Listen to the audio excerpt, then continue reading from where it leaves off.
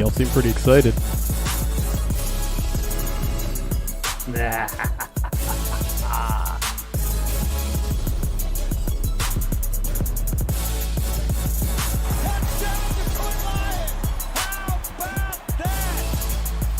All right, you guys don't want to hear from us first, right? You want to hear about some? You want to hear from someone else? Let's hear it. This place has been kicked, it's been battered, it's been bruised, and I can sit up here and give you coach speak all day long. I can give you, hey, we're going to win this many games. I can't. None of that matters, and you guys don't want to hear it anyway. You've had enough of that shit. So excuse my language. All right. Here's what I do know, is that this team is going to take on the identity of this city. All right. And the city's been down, and it found a way to get up. All right. It's found a way to overcome adversity. All right. And so this team's going to be built on, we're going to kick you in the teeth. All right. And when you punch us back, we're going to smile at you. And when you knock us down, we're going to get up. And on the way up, we're going to bite a kneecap off. All right. And we're going to stand up. And then it's going to take 2 more shots to knock us down. All right. And on the way up, we're going to take your other kneecap. And we're going to get up. And then it's going to take 3 shots to get us down. And when we do, we're going to take another hunk out of you. Before long, we're going to be the last one standing. All right. That's going to be the mentality. My goodness, y'all. Welcome to our Insta podcast. Whatever that is, we're going to bite some kneecaps on our way up, or we're going to bite some kneecaps on our way down. We are going to watch and enjoy the hell out of every single Dan Campbell press conference this year. Whew. My goodness, that I don't even know what to say right now. That thing went about an hour long. I tried to warn y'all. I said right here on the stream yesterday, right after we talked to Hal Habib, you guys are going to fall in love with this guy. You guys are going to absolutely love this press conference, want to do whatever the hell you can to support this guy, and here we are. Here we are after maybe the best press conference I've ever seen. And yeah, well, I've already seen the cynics out there be like, here's what winning a press conference gets you. Blank sheet. Yeah, it doesn't win you anything, but at least this was fun. Like, we just had a moment in which we felt good to be a Detroit Lions fan, and I'm smiling ear to ear. I don't give a shit. Kool-Aid's back on the menu, boys. Let's get it. Hey, sports is entertainment. Sports is entertainment. Kool-Aid's back on the menu. I understand the concerns. I understand it's just a press conference. Right now, though, even some of the cynics I saw, even in like national media folks are like, woo! I remember when this guy was taking got the Dolphins big chair when they showed Joe Philbin the door in 2015. And man, same reaction then. Same reaction now. Dan Campbell just has a way of talking that's just really infectious. Just former NFL players, man, they hit a little different. They hit a little different on the passion. They hit a little different on what they're going to say up there. And I know, Jeremy, we'll probably talk about that. He said some really interesting things in this press conference. Stuff I don't think a more buttoned up coach would probably ever say. But just, yeah, my God, if nothing else, if this was a promo, and he cut a damn good promo out. He cut a good one, man. He's about his Rolex Gator leather shoes. Woo! By the way, we didn't really introduce ourselves. I'm Jeremy Reisman. That over there is Chris Perfett. And down there is Jerry Mallory. He's back. Jerry, say something about this press conference. My goodness. So there's no middle ground. He's going to burst into flames either in the first or second year, or he's going to be Bill Cowher. So either way, I'm here for the ride. I mean, more like Bill Parcells giving his tree, but yes. that was awesome, man. You know, sports is entertainment. We know the cliches. You got to win games. We get all that. We're not playing games till September. This was his first match, and he won. He bit the opponent right in the kneecap. He punched him in the gut, and he got the 3 count. And so he's 1-0 so far. Love it. It's so funny because, I mean, part of his, I think that's why the message resonated so well, is he said the message doesn't matter. What I say up here doesn't matter, and you guys know that shit. So no matter what I say here, and I mean that's what Lions fans former NFL player, man. Exactly. They'll speak like that. And there they know the game. There was some content to the press conference. It wasn't just filler. It wasn't just wrestling promo stuff. I mean, I think some of the things that I've seen Lions fans already be excited about is the transparency. He went up there and said, yeah, we're interested in Aaron Glenn. We want him to be our defensive coordinator. We've interviewed 4 people on both sides of the ball. I don't mind saying that right off the bat. There's no worrying about competitive balance or anything like that. Like, I'm telling you, this is what we're trying to do. I hope we can do it. Maybe we can, maybe we can't. And that was pretty refreshing to hear. No question. I also know he said that he likes he was a little dodgy on Stafford, which I mean, I think everyone should be, just because we don't know what's going to happen with Stafford. You have to be right now, yeah. You have to be. Not only you have to see the free agent market, but also you want to see the draft before you start, like some early draft prospects. Like Mac Jones is going to be throwing at the Senior Bowl in a few weeks. So wait a little bit on that. But he did say he likes more talent on the offensive side of the ball than the defensive. That was shocking to hear, but also not unexpected. But like, just again, to hear a coach just straight up say that when you yourself are probably, by your mentality, probably going to aim towards the defensive side of the ball. Although Dan Campbell himself is a former blocking tight end. So yeah, but there's plenty to dig through on that. I'm beyond fascinated to see how he adapts the roster. I know the big knock on him has always been like, hey, he doesn't have coordinator experience. But again, what he's showing you up there is why a head coach, you're not going to worry about. I think he even said it, Jeremy, that he's not going to worry about the X's and O's as much. I think it was scheme. He was talking about he's not going to behold himself. He's not going to marry himself to a scheme. And that's got to be refreshing. We've kind of heard that. Yeah, coming from Patricia, we've heard that before from guys that they're going to show flexibility, but they've always had the background that they are the ones who actually still have a scheme. Dan Campbell, as not an X's and O's guy, is probably just going to have to listen to his coordinators, nod a little bit, and say, "All right, that sounds good. Let's go with that." But that is flexibility at the end of the day. That is the ability to adapt, to get ready. And I think he talked a lot about it, Jeremy, between that plus also putting best guys on their worst, so on and so forth. The money line, he brought up the X's and O's things before anyone else did, which is, again, that shows a lot of, self-reflection, self-awareness. He knows that's the main concern with him. And I thought he had a fantastic answer. He said, we're going to put a system that puts our best on your worst. And sure, that's simplistic, and sure, that's a great, again, promo line, but again, that's his job, right? Like, that is what you're supposed to do, is you line up your best against their worst. And yeah, he also said, yeah, of course I want to run the football. He said something like that, but he was also saying, I don't want an offensive coordinator that throws the ball 50 times a game. I don't want an offensive coordinator who runs the ball 50 times a game. And then he said shortly thereafter, this is a passing league. Now, it is. And so, again, he's checking off some of the boxes that I'm just like, this is what I'm concerned about. He's coming from Parcells, who love to run the ball and ball control and milking the clock, limiting possessions, what we just got rid of doing. And he straight up admitted he knows this is a passing league. And sure, again, it seems like something very simple, very obvious, but I needed to hear him say that, and I'm glad that I did. You know what, though, Jeremy? We need simple and obvious, because there was things that Patricia did that us as, fans or in the media saw that was so plain and simple that he wouldn't do. The offensive line rotation, playing Will Harris a ton while Tracy Walker's on the bench. Those things are simple. We can see that, but they were so smart and they had this whole plan where they didn't do the simple things. So, a little simplicity might be just exactly what we need. Yeah, I forget who said it on Twitter, but if Dan Campbell had been the coach in the last few years, Jared Davis would have blitzed about 60 times. Or not play, depending. But I think the point is that Jared Davis they try to use Jared Davis in coverage when clearly you want Jared Davis to just go after the man. So maybe, who knows, maybe it will finally revive Jared Davis's career if they hold on to him. That's a big if.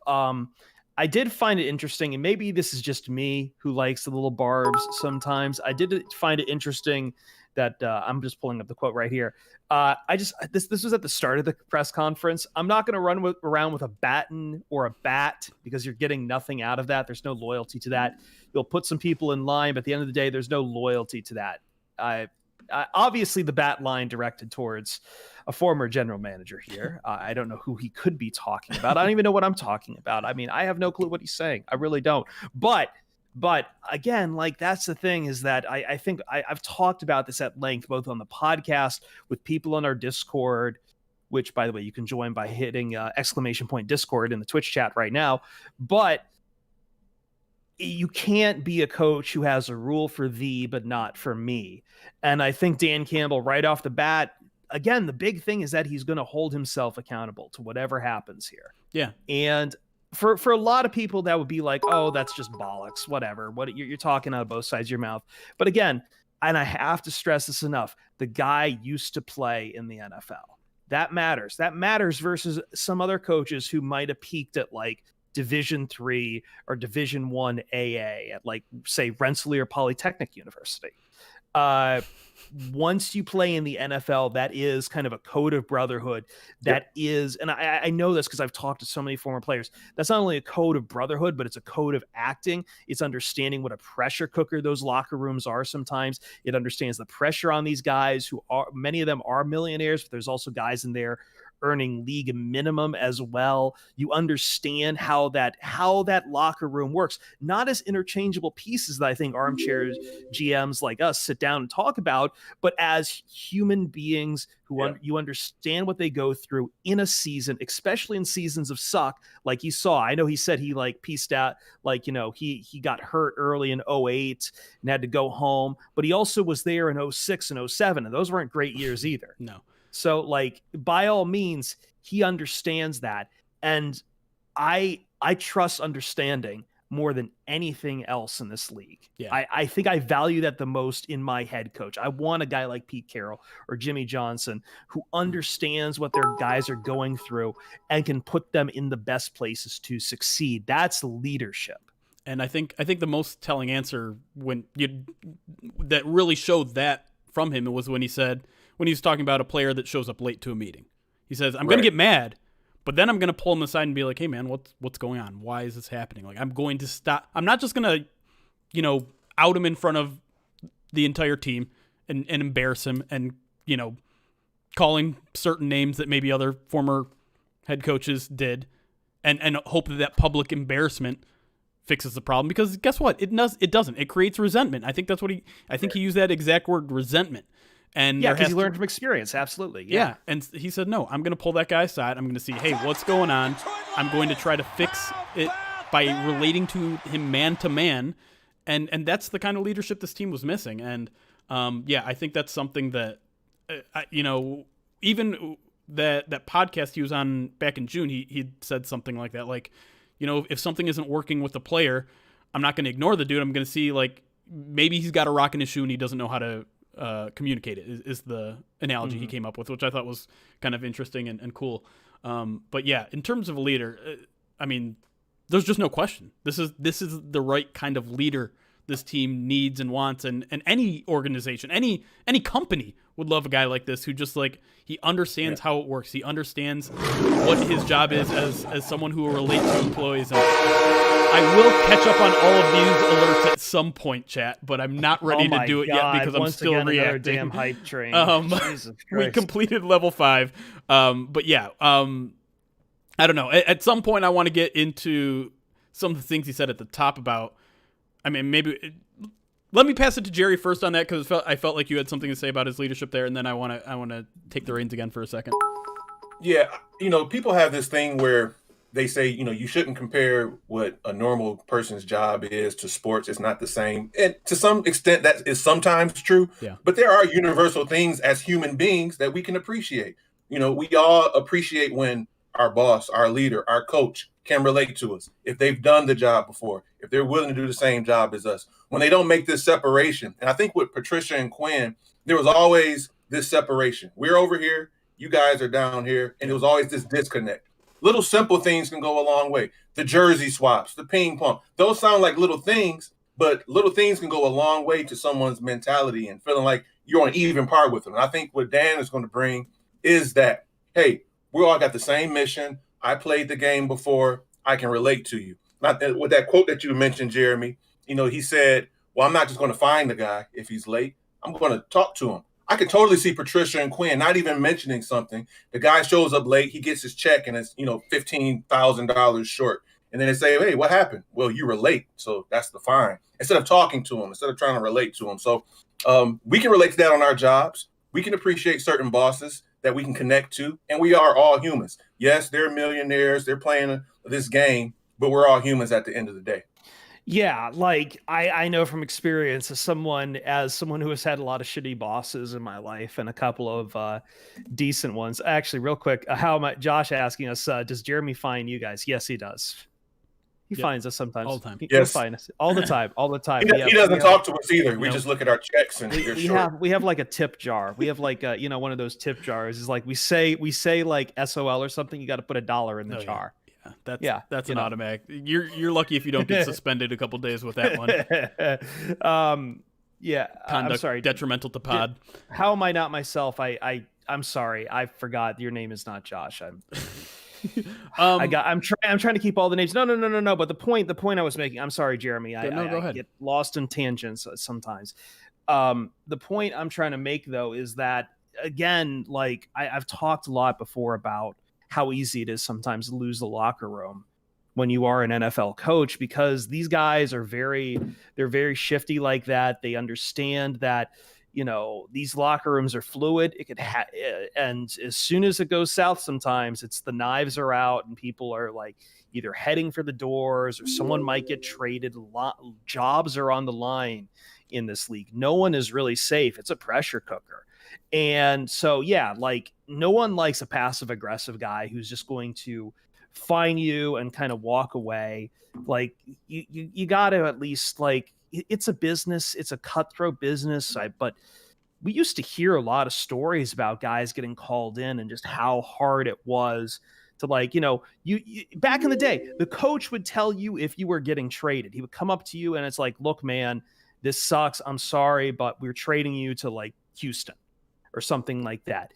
You don't hear a lot of those stories anymore because they don't happen. Like, how many times have we seen in the past few years, like guys get texts telling them, hey, you're being traded or something like that. So I hope Dan Campbell understands as a player, especially one, again, and I have to keep stressing this because it fits my narrative. I love it, that he played for Bill Parcells, and he has to probably understand that, that kind of person to person interaction is going to go a long way on the biggest thing of all, those dreaded 2 words. And I'm about to put $1 in Jeremy's jar again, because he's about to find me. Winning culture. That's created by treating everyone like a damn human being. Yeah. And there's no doubt Dan Campbell's that guy. He's going to be the guy that, like, cries while he's trading you, like he got emotional in this press conference. He got very emotional. Absolutely. Talking about a lot of things. And maybe right off the bat, the minute you knew like this press conference was going to turn into something interesting and good was when it was one of the first things he said. He was like, I wanted this job. As soon as it became open, I told my agent, get me in front of those two. If you have to tell them I'm Matt freaking Campbell, do it, because I want to be here. And I mean, again, that's something that maybe you hear from a lot of coaches, like, say, this was one of the jobs I had circled. Like, no, this was the job he had circled. And do you think does anyone think he was being disingenuous there? No, I sensed it. And, hey, coming at Detroit fans, we watched in all the sports us not be a destination place. Players want to play at any place but Detroit. So to hear someone say that and to get the sense that he really meant it, you could really sense it in him. That was a nice little touch. I like that. Yeah. And then the other thing, this was even before he went up. I thought one of maybe the most interesting quotes, and who knows if it'll turn out to be true or not, came from Rod Wood. And that was when he was talking with Mickey Loomis, the Saints general manager, and he said, this is a guy that other coaches are going to run to Detroit to coach under.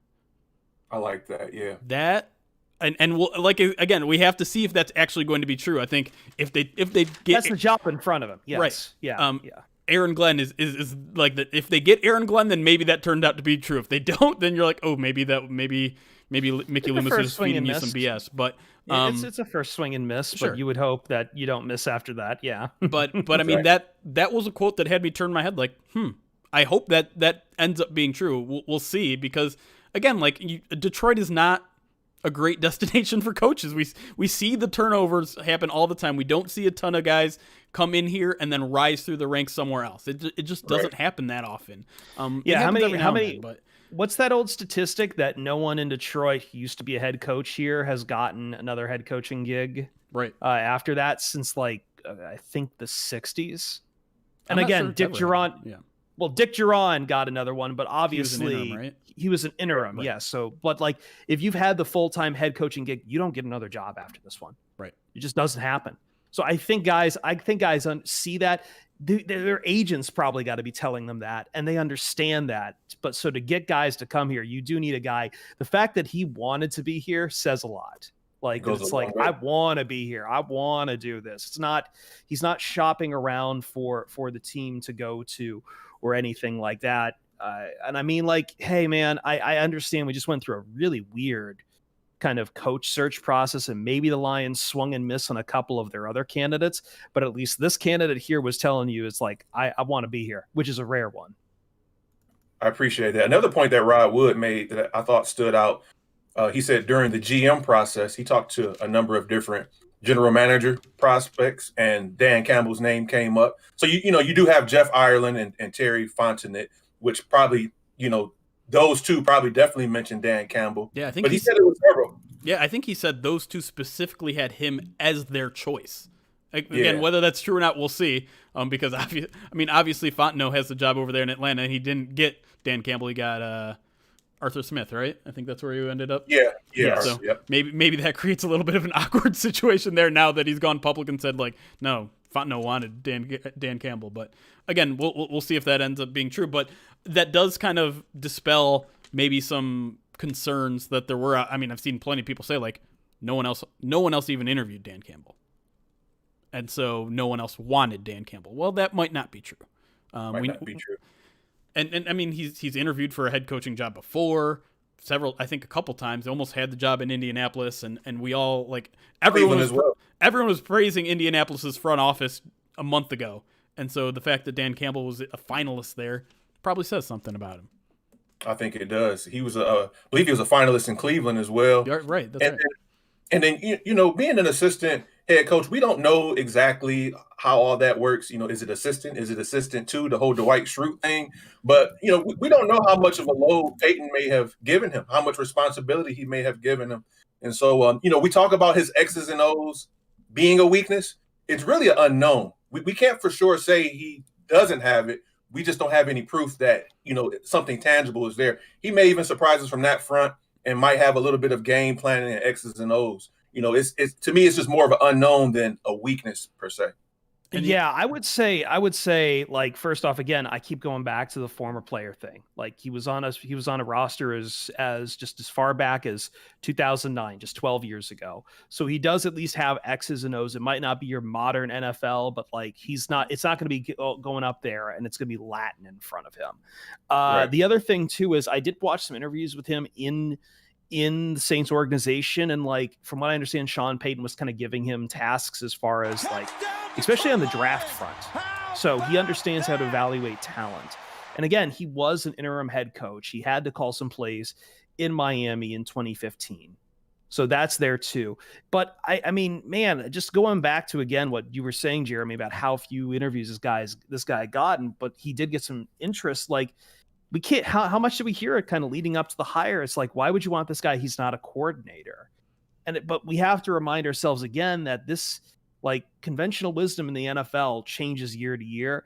And a lot of this has been, okay, you go out and get yourself an offensive coordinator who's made a successful play action pass scheme somewhere. I don't see that clad in stone. To me, the bona fides of him being a head coach, you might find them shaky in a couple places, but I don't have the same concerns when it comes to that, because I think with the pieces we have from his history, you can form a gestalt to say, okay, I can see where this works. I can see where this works. I can see where you're qualified. And again, like, I talked about this in the podcast between him and Aaron Glenn. It sounds like there is just more and more former players who actually played in the league. I have to once again stress that, because a lot of coaches do not actually get to play in the league.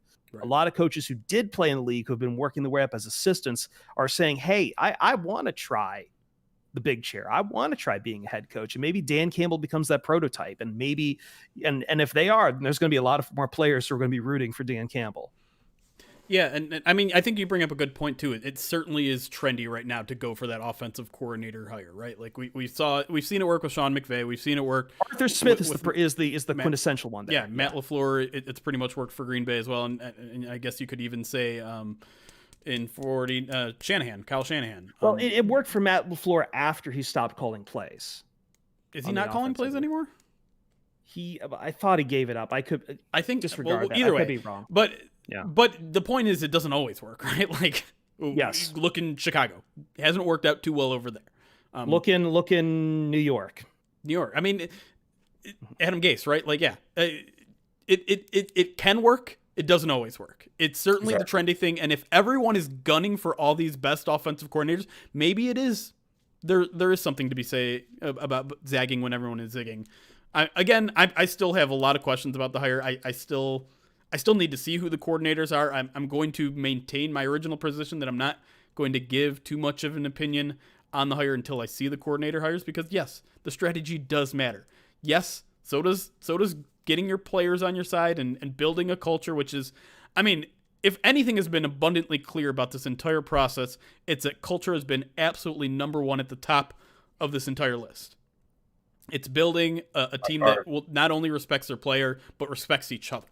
The people within the front, that to me is like, there's some skeletons in the closet still from what happened during Bob Quinn and Matt Patricia. That is what I'm learning right now, because they keep saying, like, we need to have the GM and the head coach on the same page. We need these guys to all be getting along harmoniously. That tells me something did not work. And there were, little rumblings. Like, we heard things, yeah. We heard some rumblings, and I even probably shooed them off when I probably shouldn't have, about especially the Jeff Okudah pick. There was some, what was Derek Brown, I think, was maybe someone that one side wanted and the other one wanted Okudah, and there were button heads. And, I mean, none of that sounds surprising, right? Like, with both Bob Quinn and Matt Patricia, could they be button heads? Of course they could. We thought they were tied to the hip. We thought they were all kind of had the same Patriots vision. But it's clear to me, based on everything everyone is saying, we need this organization to have everyone on the same page. We need, Brad Holmes and Dan Campbell to be locked arms in arms, skipping down a field together. Something wasn't right here before, and that's a hell of a mental image. So far, so good. I mean, those two seem like, based on everything Dan Campbell said today, is like those two are two peas in a pod. They were together in the organization or at the facility until midnight last night, looking over the roster. They're going to be doing the same again this weekend. So off to a good start there, I suppose. But to me, it almost tells me more about what was going on before. Yeah, and again, just real quick from me, like, that's just, again, what happens when you kind of work in a bad job sometimes. Like, there's dysfunction. It's clear that it's happening, but everyone is too scared or just not really active enough to say something about it, to cut it off of the past. It festers, it boils over, and before you know it, you just have systematic rot. And that just seems like that's what happened with the Boston boys. That's what happened with Bob Quinn and Matt Patricia. Again, you had ownership watching over this whole thing, and no one said anything. Like, the higher ups are even at that point being a little passive aggressive, which is a major problem. But again, that was also while we were transitioning from Martha Ford to Sheila Ford Hamp. So I think probably just yeah. So again. But again, that happens. That happens sometimes at bad jobs or just jobs where there's dysfunction. For sure. I like that point. There was probably some growing pains with Sheila. She inherited that Quinn-Tricia regime, and she was able to observe some things. Something that sticks out with both Holmes and Campbell is that they both seem modest. Modesty is when you kind of know your limitations. No one's going to be an A+ at every facet of their job. They both seem to know their strengths and weaknesses, and maybe the Lions do too. We look at how they're structuring things, giving Mike Disner some responsibility, and they're kind of letting Holmes focus on what is his strength, which is, scouting, even with Dan Campbell. I think they're going to put emphasis on some strong coordinators, because maybe his strength right now is more of the leadership, is of the, connecting with the players and the culture. But I think both of them realize it as well. When you think you're hitting on every cylinder and you're not, that's the worst thing in the world, because you can't be told anything. You can't be given suggestions. There is no room for changing. And that's what we saw all through Patricia's regime. This is my scheme. You have to do it. We have to draft this exact player. It's not working. We're going to keep doing it no matter what. And when we fail, I'll mention, my Super Bowl play. I'll mention that the team needed a lot of work, although we were 9-7 before he came. I'll make all these excuses because you're not modest. You don't think you are the reason that you're failing at all, and you can never grow with that. But these two guys seem modest. I think they'll look at, their pluses and minuses and work on them. Yeah. I mean, the word ego came up with both of them. And as an important thing that they can't have. This organization cannot have ego. This organization will not be about ego.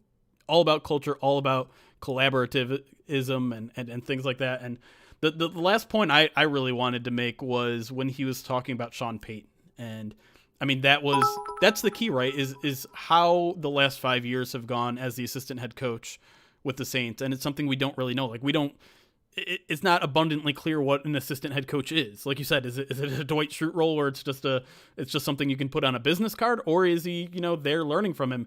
And basically it sounded like Sean Payton took him under his wing and was like, you missed out on removing the interim label in Miami, but I'm going to make sure you don't miss out on the next opportunity. I'm going to teach you what situations to go for it on fourth down. I'm going to teach you situational football. I'm going to teach you timeout usage. I mean, he mentioned all these things specifically. He learned from Sean Payton to kind of fill in those roles of things that maybe he wasn't ready when he took over as interim head coach, because that's a huge jump from tight ends coach to interim head coach, where you're suddenly having to do all these things you never thought about, challenging plays, all that sort of things. Your 46-man roster, he mentioned, on game days. And so it really seems like he learned a heck of a lot from Sean Payton there, and now maybe he is actually ready to take on some of the football stuff that you don't hear about. You only hear about the leadership, but it sounds like he's been cultivating some of those other talents through Sean Payton, and what better guy to learn from, right?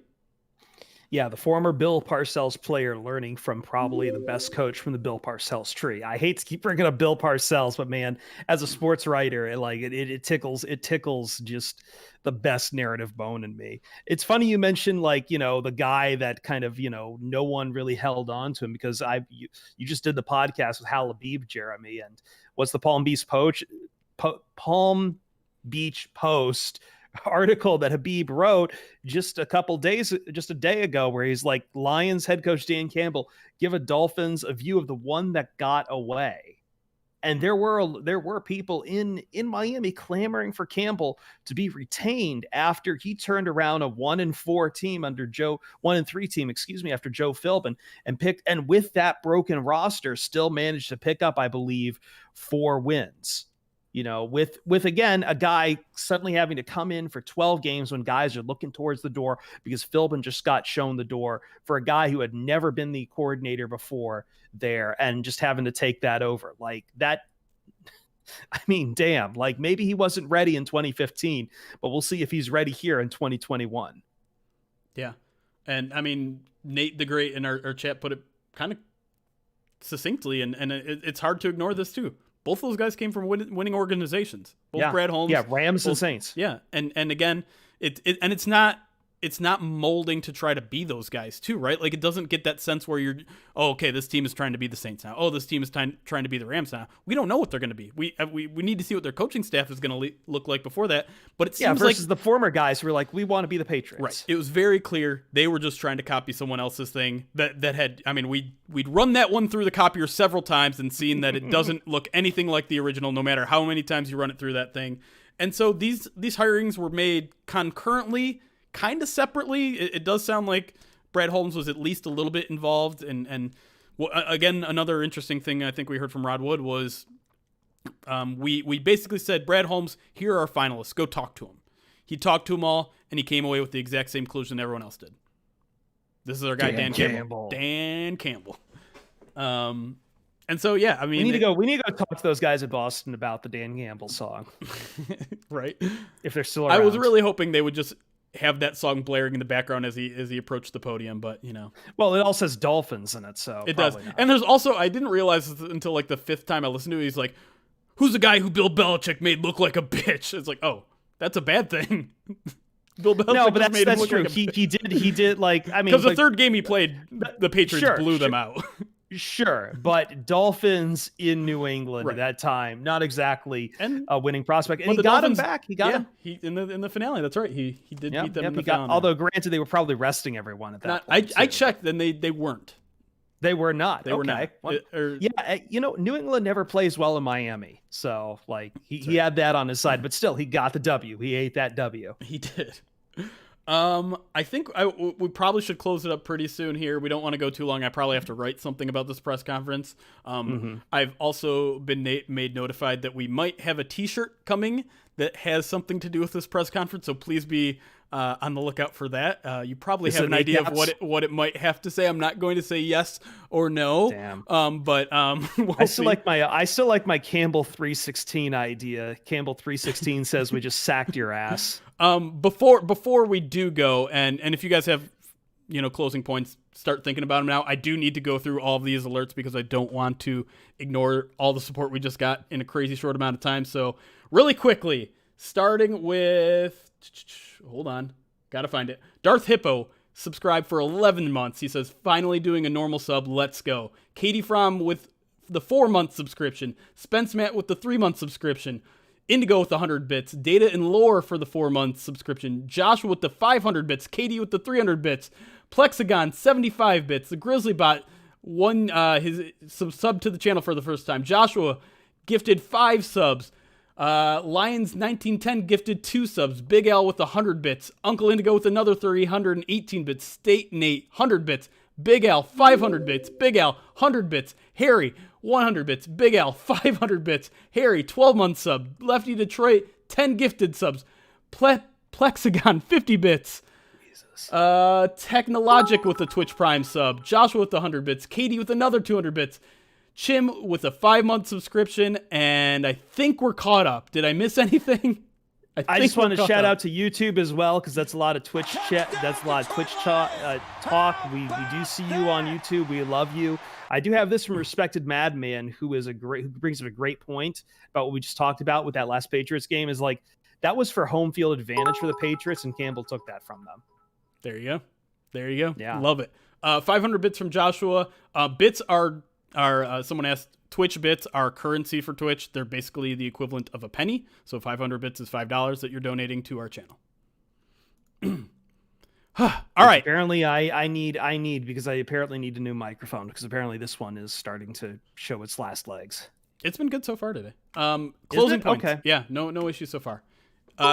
Closing arguments, y'all. Anything you want to say about, I mean, I'm still kind of digesting everything. Here's what I'll say about this. I understand if you want to take the if you're, I don't want to say cynical, and I think even cynicism is kind of earned where the Lions are concerned. I understand if you're reserved, you want to see who he hires and everything too. I just kind of find this fun. That's all. Sometimes I just want to react, and I'm not trying to be the analytical guy. I'm not trying to be the guy God, that sounds awful. Hey, follow me. I'm not the analytical guy, but just this is fun. This is kind of funny, and it is kind of cool to watch everyone get really charged up. I mean, granted, we all got charged up in past press conferences too. We all kind of made memes about the baseball bat for Bob Quinn, so it's going to happen. But guess what? You're still getting some fun out of it. You're going to have a short-lived burst of endorphins just streaking through you. That's cool. I think at some point I'll sit down, do the hard analysis on what happens.